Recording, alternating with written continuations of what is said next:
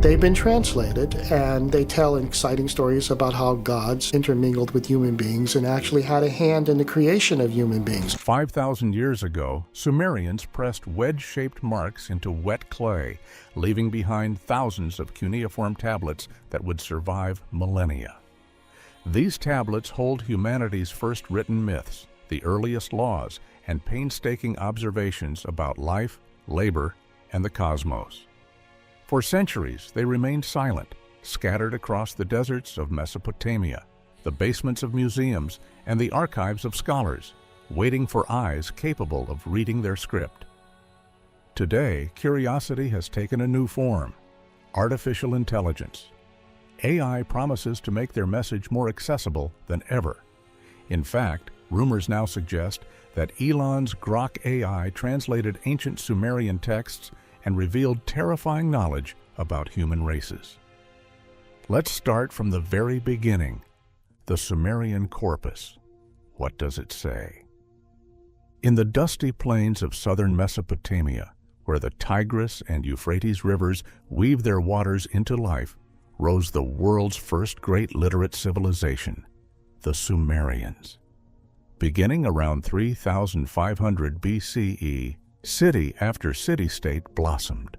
Uruk, Lagash, and Eridu, each crowned with monumental temples and bustling markets. Clay was everywhere, underfoot, on tabletops, in the hands of scribes. And on those clay tablets, scratched with wedge-shaped cuneiform signs, the Sumerians recorded every aspect of their world. By the time the last independent Sumerian city fell to foreign powers around 2000 BCE, thousands of tablets had been written. Buried for millennia, those tablets, which included administrative logs, hymns, laws, and myths, now form what scholars call the Sumerian corpus. This is the voice of ordinary and extraordinary life etched in wet clay and fired by sunlight. If you walked into a Sumerian archive 4,500 years ago, you would not first see stories of gods or quests for immortality. Instead, you would be confronted by columns of numbers. 36 sacks of barley delivered to the house of Ninurta. 2 slaves allocated to the construction crew in Ur. 27 goats counted in the census of Lagash. These were the spreadsheets of their day. Thousands of tablets unearthed at Uruk, Nippur, and Lagash record such details. But that's not all. The Sumerian scribes also addressed questions bigger than barley and sheep. Who are we? Why are we here? What is the nature of life and death? Here, the clay tablets become mythic. The most famous survivor of Sumerian literature, and later Babylonian and Assyrian reworkings, is the Epic of Gilgamesh. The oldest fragments date back to around 2100 to 2000 BCE, but much of the tale was preserved in Akkadian on tablets found at Nineveh during the 19th century. Gilgamesh is a king of Uruk, 2/3 divine, 1/3 human, incomparable in strength and arrogance. His friend Enkidu, created by the gods to temper him, becomes his companion in battles against cosmic beasts. Together, they defy divine order, killing the giant Humbaba and the bull of heaven. But death comes for Enkidu, and in his grief, Gilgamesh embarks on a quest for immortality. The story is one of the first great meditations on human finitude. Even a semi-divine king must face death, and the quest for eternal life leads not to triumph, but to acceptance. It is in this epic that an early flood story appears, an ark, a survivor named Utnapishtim, a pattern that echoes in later Jewish, Christian, and Islamic flood narratives. Other tablets delve into the creation of humans.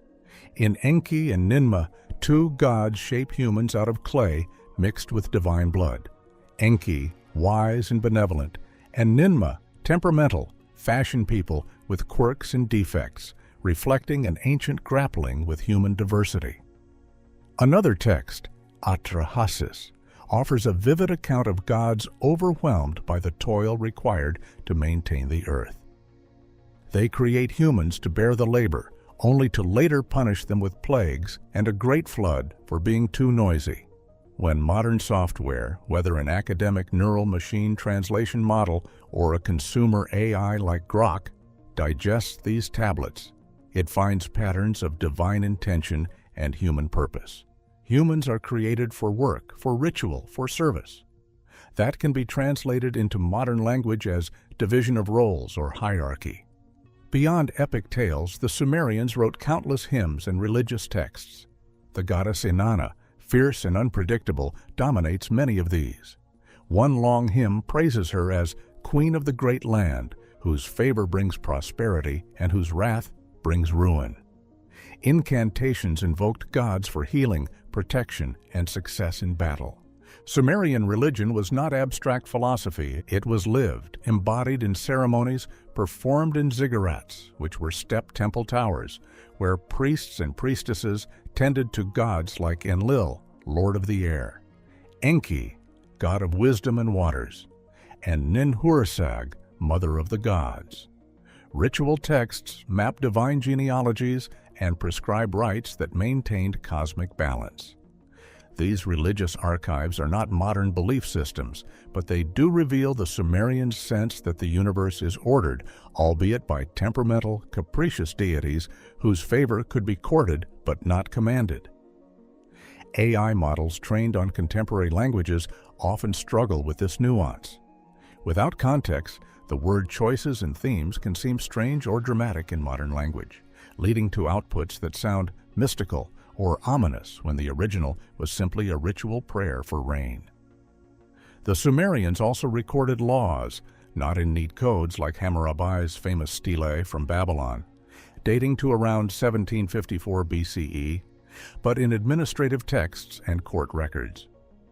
We find fines imposed for theft, contracts for marriage and apprenticeship, and judgments in disputes.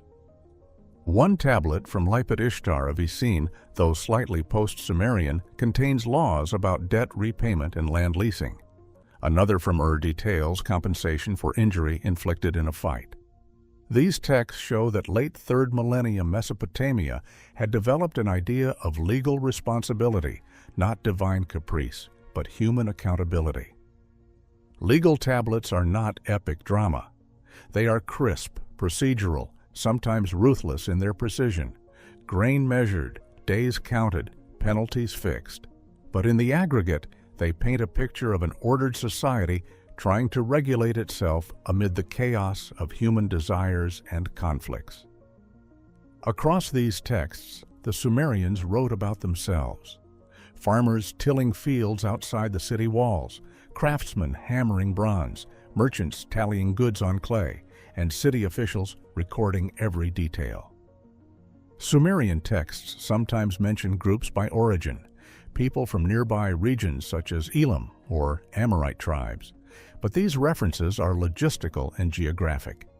One Lagash census tablet, for example, counts laborers allocated to temple construction and notes seasonal migrations of workers. Another Ur household list itemizes family members and their possessions. Modern technology helps us read these voices faster. AI as a translator, projects, capabilities, and acceleration. It's an ordinary Tuesday in Berkeley, California. But in a quiet lab at the University of California, Berkeley's School of Information, something extraordinary is happening. A group of researchers, computer scientists, and ancient language specialists alike is staring at a screen that is quietly rewriting how we access the dawn of civilization. They are part of a project called Translate, and their mission is as ambitious as it sounds: to unlock 500,000 clay tablets written by peoples like the Sumerians and Akkadians, tablets that have sat untranslated in museum basements for decades. The Sumerian and Akkadian texts carved into these bits of clay date back as far as 3,400 BCE, making them among the very oldest written records in history. Yet until recently, only a tiny number of specialists, epigraphists fluent in cuneiform, could read them, and at a pace of perhaps a few tablets per month each. This meant that it would take centuries to translate all known tablets by human effort alone. That's where AI comes in. In 2023, an international team of researchers, including Dr. Shai Gordon, Dr. Guy Guthers, and professors from Tel Aviv University and Ariel University, published groundbreaking work that demonstrated something nearly unimaginable just a decade earlier. An AI could automatically translate Akkadian, one of the dominant ancient Mesopotamian languages written in cuneiform, into English with measurable success. They trained two versions of their neural machine translation system. One ingests cuneiform transliterations, cuneiform rendered into the Latin alphabet, and the other consumes cuneiform in Unicode form directly, mimicking how digital scholars store these texts today. When evaluated with a standard metric called BLEU4, Best Bilingual Evaluation Understudy, a score that quantifies how close machine translation matches human translation, the results were striking. The transliteration-based model scored 37.47 and the Unicode version 36.52. That's in the same general range as early machine translation efforts between modern languages. To put that number in perspective, Blue scores range from 0 to 100, with professional human translations generally scoring in the high 60s or 70s against each other. A score in the 30s doesn't mean the machine gets everything right, but it does mean the AI is producing output that echoes real translations rather than random guesses. In simpler terms, for the first time, an algorithm could take a snippet of text that would have taken a specialist weeks to begin interpreting and produce a readable English draft in seconds. That speed is not just an improvement, it is revolutionary. There's a reason these clay tablets sat for so long without translation. Even after they were unearthed in the 19th and early 20th centuries, from sites like Uruk, Nineveh, and Lagash, the actual work of translation required months of painstaking study by scholars proficient in ancient Mesopotamian languages. Thousands of archaeologists and historians trained for years in cuneiform before they could even begin interpreting the texts, and that's just for the known tablets. Millions more fragments, broken tablets, unreadable shards, and unofficial finds are still stored in museum collections around the world. Even if the global community of Assyriologists tripled overnight, they would still face a backlog measuring generations in length. Projects like Cunei Translate and the Tel Aviv Ariel University AI translation models swallow this backlog, digesting hundreds of thousands of examples of transliterated text paired with human translations from resources such as ORACC, the Open Richly Annotated Cuneiform Corpus, and learning patterns of cuneiform grammar, syntax, and usage that no human team could absorb in a lifetime. Just a few months after those initial breakthroughs, an independent initiative took the idea even further. In mid-2023, a programmer and ancient language enthusiast used a custom-trained transformer model based on architectures like Google's T5 to produce what is now the AI Cuneiform Corpus, or the AICC, an online repository boasting about 130,000 AI-translated cuneiform texts.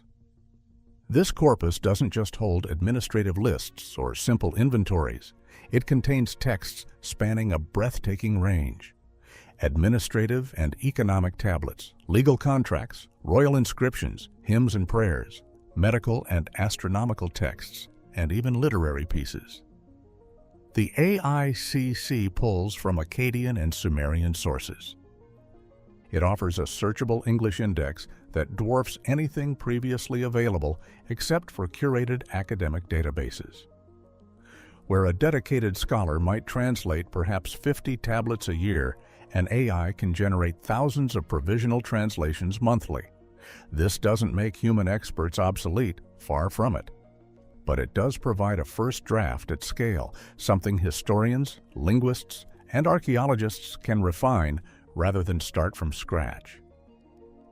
With all this progress, it might be tempting to imagine AI as an infallible oracle of ancient wisdom, instantly decoding cryptic tablets that have baffled experts for centuries. The reality, however, is both more fascinating and more cautionary. AI translation depends entirely on the training data it learns from. If the dataset, such as ORACC's line-by-line expert translations, includes errors, gaps, or ambiguous text pairs, the model will absorb those imperfections. In the world of cuneiform, where tablets are often damaged, fragmentary, or missing context, this becomes a real problem. Incomplete tablets lead to incomplete AI understanding. The machine may fill gaps with its best statistical guess. Sometimes that guess is incorrect or misleading. In AI parlance, these mistakes are called hallucinations. This limitation isn't unique to ancient languages. Even modern AI translation systems like Google Translate can struggle with low-resource languages or texts outside their core training data. But with ancient languages, the stakes feel higher because there is often no easy way to verify the AI's output without human expertise. That's why the best practice model among researchers today is a human-in-the-loop workflow. Another limitation stems from data scarcity. Modern languages like English or Spanish have huge parallel corpora, millions of sentence pairs for training. Ancient cuneiform languages do not. Even with efforts like ORACC and the CDLI digitization projects, the total training set is relatively small by modern machine learning standards. This low-resource nature of ancient languages limits how robustly AI can generalize from what it knows. Despite these limitations, the progress in AI-assisted translation is nothing short of historic. A model that can produce understandable drafts of Akkadian inscriptions in seconds fundamentally changes how we approach ancient history. Instead of decades of untranslated material, we now have millions of texts becoming accessible and interpretable for researchers around the globe. For scholars, this means more time spent on interpretation and synthesis rather than tedious manual decoding. For educators, it means more texts in classrooms and online learning environments. For the public, it means museum exhibits and digital archives that bring the distant past to life in their own language. Consider this: a tablet from Ur detailing the ration allocations for laborers, once accessible only to a handful of Assyriologists, can now be shown to a public audience with a readable English translation. Or a legal contract from Lagash outlining land rights, once buried in museum storage, can be read and contextualized in lectures worldwide. What once took months of painstaking work now flows through workflows measured in hours or minutes. Imagine a future where students learning Akkadian or Sumerian start with AI drafts, explore the nuances with professors, and focus their time on questions of meaning and context rather than basic decoding. Imagine scholars discovering patterns and connections among texts that no single human could scan in a lifetime. That future is here. Speaking of patterns, we have already uncovered some. Regional myth, comparisons, echoes across the ancient Near East. On a crisp morning in Baghdad in 1853, the British diplomat Sir Austen Henry Layard pried open a tomb of memory buried under millennia of desert sand. At the site of Nineveh, along the ruined walls of an ancient Assyrian palace, Layard's laborers uncovered Akkadian cuneiform tablets bearing myths that echoed the distant Sumerian past. As the tablets were pieced together, a staggering pattern emerged. Flood stories, creation myths, divine struggles, and heroic quests appeared not only in early Sumerian literature, but throughout the entire ancient Near East. These narratives were, as you would have already guessed, echoes across cultures and centuries, telling a larger story of how early humans grappled with the cosmos, with their own origins, and with the forces that shaped their world. Today, scholars and technologists are using artificial intelligence to map these mythic networks. You see, Sumerian literature didn't disappear with the fall of the last independent Sumerian city-state around 2000 BCE. Its themes were carried forward into Akkadian, the Semitic tongue of Assyria and Babylonia.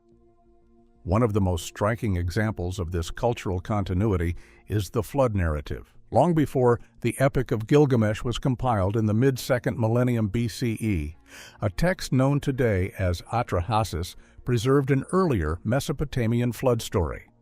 In it, the gods create humans to carry the burden of labor, but then send a great deluge when the humans become too numerous and too loud. One hero, Atrahasis, survives by building a boat and offering sacrifices. Centuries later, the flood story resurfaces in the Gilgamesh epic discovered in Nineveh, where the hero meets Utnapishtim, an immortal flood survivor who recounts very similar events. These parallel narratives form a family of flood traditions that attest to a shared cultural heritage stretching back into the 3rd millennium BCE. Another potent Babylonian myth, the Enuma Elish, dates from around 1100 BCE and was inscribed on tablets in the city of Babylon. Epic in scale, it tells how the god Marduk rises to supremacy by defeating the primordial chaos dragon Tiamat, then uses her body to fashion the ordered cosmos. Humanity is created to serve the gods, especially to provide them with food, worship, and order.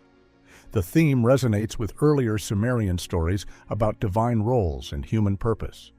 Meanwhile, in the rugged lands of Anatolia, modern Turkey, the Hittites recorded their own ancient myths. These texts, written in cuneiform but in a different language family, often carry familiar themes: gods in conflict, the creation of humankind, and the tenuous balance between divine and mortal realms.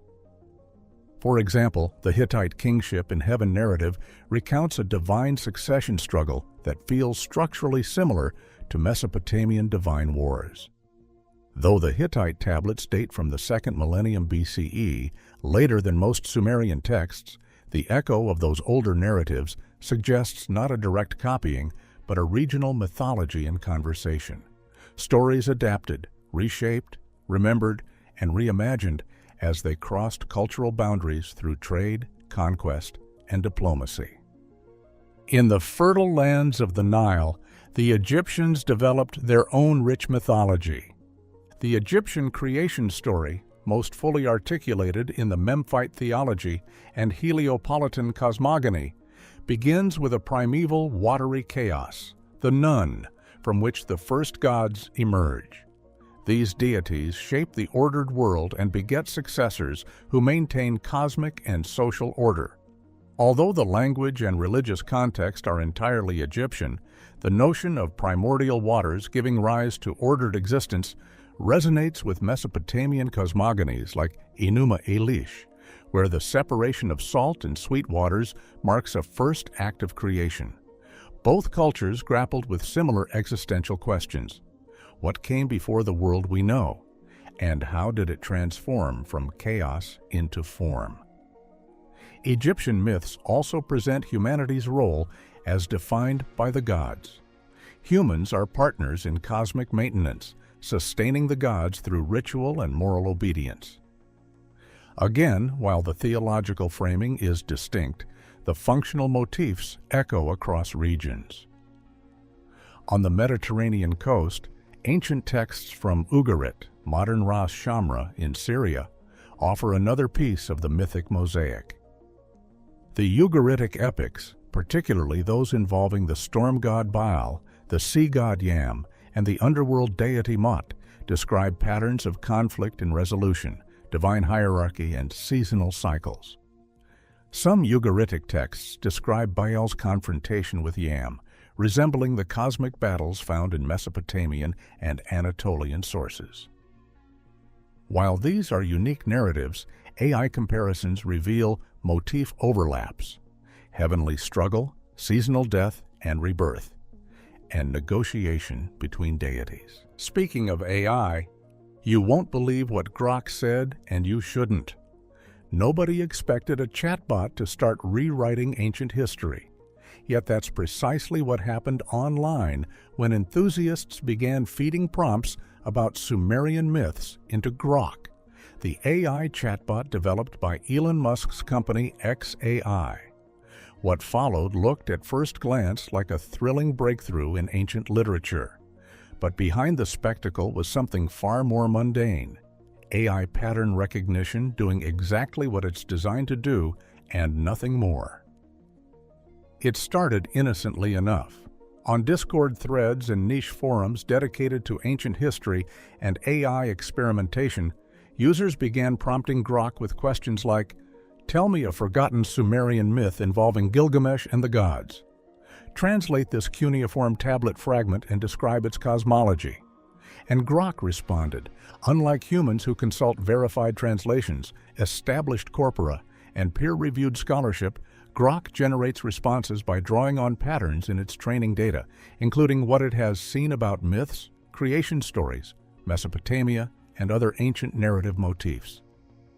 When prodded about Sumerian myths, it didn't retrieve a text from an archive. Instead, it assembled a narrative based on statistical associations between words, names, and plot structures found in related texts. The result was not bad writing for a creative exercise. It just wasn't a historical fact. One of the most spectacular examples came when a user asked Grok to expand the epic of Gilgamesh with untold battles. The chatbot responded, "In the forgotten tablets of Uruk, Gilgamesh faced the terrible god Zantruk, whose roar shook the pillars of heaven. This deity, neither lion nor storm, was said to command shadows and subdue the sun itself. The two clashed beyond the cedar forest, and only through ancient incantations could Gilgamesh bind Zantruk and return to the city walls." But you see, there are two unmistakable issues here. Firstly, no such deity as Zantruk exists in any known Sumerian, Akkadian, or Mesopotamian pantheon. Secondly, no ancient tablet or credible scholarly text describes Gilgamesh battling such a being. Grok synthesized a figure entirely from bits of language, a plausible-sounding divine name, attributes drawn from storm gods and chthonic antagonists, and the established framework of epic battles. This is pure AI narrative fabrication. Another widely circulated Grok output involved a cosmological myth in which the supreme sky god Anu, a real figure from Sumerian religion, creates three distinct races of humanity to bring cosmic balance. On the seventh day of creation, Anu sculpted three lineages: the earthborn for strength, the skyborn for wisdom, and the deepborn for shadowcraft. Each was charged with a destiny that would echo across the ages, shaping mortal destiny and mortal strife. This sounds dramatic, even profound, but it is also completely absent from the archaeological and textual record. There is no evidence in any Sumerian, Akkadian, or related myth that Anu ever created three human races in anything resembling this scheme. What Grok did here was mix themes: multiple human origin stories, divine hierarchy, tripartite symbolic schemes, which were common in later mythologies, and produce a narrative that looks coherent but is fabricated. This kind of output is what AI researchers refer to as a hallucination. The text is plausible in tone and structure, but not grounded in the training corpus's actual semantics or factual content. Humans are pattern-seeking creatures. We're wired to hear meaning even in noise. And narratives about gods, origins, secret races, or unknown epics from antiquity hit the same buttons that clickbait has always targeted. Pair that with the polished prose of an AI, and you get something that looks, superficially, like lost history. The danger, of course, is not that the AI made mistakes, that's to be expected, but that the mistakes were interpreted as hidden discoveries. To understand why Grok or any large language model produces such hallucinations, we need to look under the hood. These models do not read and understand texts in the way a human scholar does. They do not access a database of verified Sumerian tablets. They do not cross-reference cuneiform sign lists, museum catalogs, or critical editions like the electronic text corpus of Sumerian literature. Instead, Grok computes statistical relationships between sequences of tokens. When asked to produce a narrative about Gilgamesh, it draws on every source in its training distribution that resembles something about Gilgamesh, heroes, gods, conflicts, and ancient language patterns. In doing so, it creates new text that is consistent with the style of what it has seen, but not necessarily consistent with historical fact. This is not secret knowledge. This is the illusion of knowledge, the shimmering afterimage of patterns stitched together by probability. The real work of translation and interpretation, work done by scholars of cuneiform such as Samuel Noah Kramer, Thorkild Jacobson, or teams at museum archives, has taken decades, meticulous philological training, deep contextual understanding, and peer verification. Even with digital databases, translating a single tablet can take months. Deciphering damaged signs, comparing variant versions, and situating the content in ritual, economic, or literary contexts. By contrast, an AI can produce a first draft in seconds. But the first draft does not equal a scholarly conclusion. That draft still requires verification against original signs and provenance tablet images, comparison with published critical editions, contextual interpretation within the broader corpus, and peer review and academic consensus. Without that human loop, AI outputs are just words in a vacuum. The Xantruk episode and the Three Human Races narrative highlight something fundamental. AI synthesizes based on patterns. It doesn't discern fact from fiction unless its training data is explicitly annotated with that distinction. For ancient texts, where the available written material is fragmentary, ambiguous, and often disputed among scholars, an AI's statistical guess can easily outpace its factual grounding.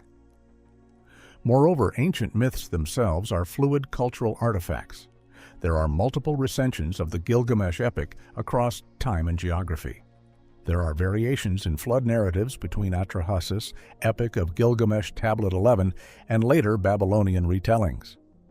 AI conflates these differing traditions, potentially merging them into a single imaginary narrative without noting which passages are attested and which are not.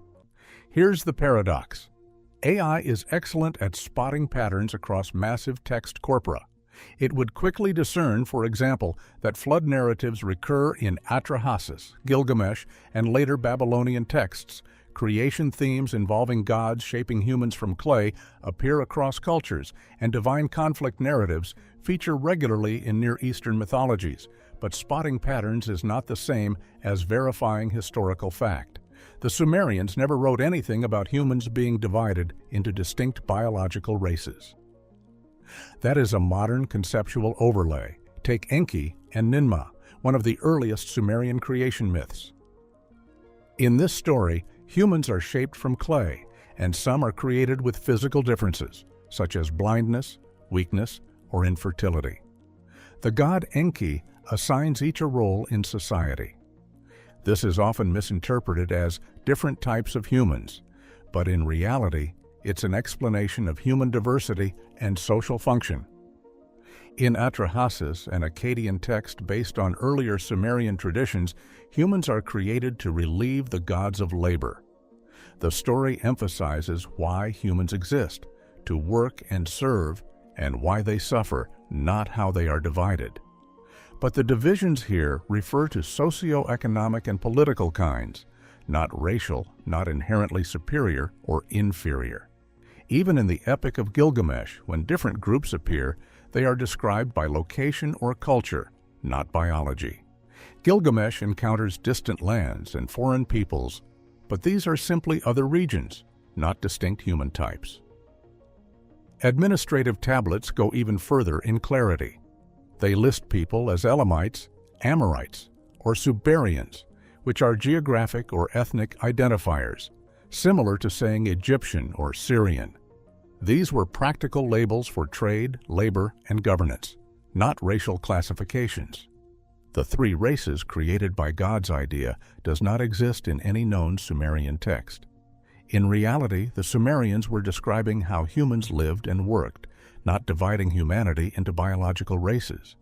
In fact, AI does not know what a race is in cultural, biological, or historical terms unless it has been trained to distinguish those frameworks.